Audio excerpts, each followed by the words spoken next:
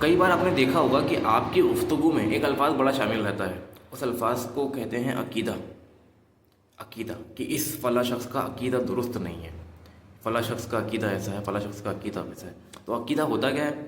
عقیدہ کا مطلب ہوتا ہے دل میں کسی بات کا پکا یقین ہو جانا، اور عقیدہ سب سے زیادہ ضروری اور بیس اسلام کا ہے، کیونکہ اس میں ہم یہ مانتے ہیں کہ سوائے اللہ کے کوئی عبادت کے لائق نہیں، صرف اللہ ہی عبادت کے لائق ہے، اور ہمارے نبی صلی اللہ تعالیٰ علیہ وسلم اللہ کے آخری رسول ہیں۔ یہ عقیدہ ہمارا ہے۔ اچھا، عقیدہ یہ ان لوگوں کا بھی تھا، مشرکین مکہ کا، کہ اللہ ایک ہے، وہ بھی مانتے تھے، مگر صرف الفاظ سے ان کو بڑی دقت تھی۔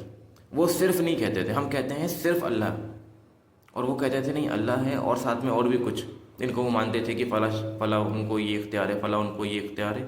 مگر ہمارا یہ عقیدہ، ہمارا یہ یقین ہے کہ صرف اللہ ہی ہے جو عبادت کے لائق ہے، اور ہمارے نبی صلی اللہ تعالیٰ علیہ وسلم اللہ کے رسول ہیں، آخری رسول ہیں۔ تو یہ عقیدہ درست ہونا یہ اس بات کی علامت ہے کہ آپ یقیناً مسلمان ہو۔ تو سب سے مین اور سب سے بیس چیز یہ ہے اسلام کی عقیدہ، کہ دل میں اس بات کا یقین ہو کہ صرف اللہ۔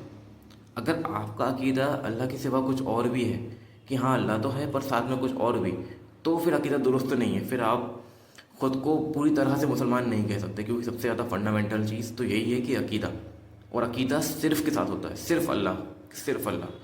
اللہ ایک ہے اس بات کی گواہی تو یقیناً مشرکین بھی دیتے تھے کہ ہاں اللہ ایک ہے، اور وہ کچھ لوگوں کو اور بھی ایڈ کرتے تھے، کچھ اور ان کے جو اس ٹائم پہ تھے۔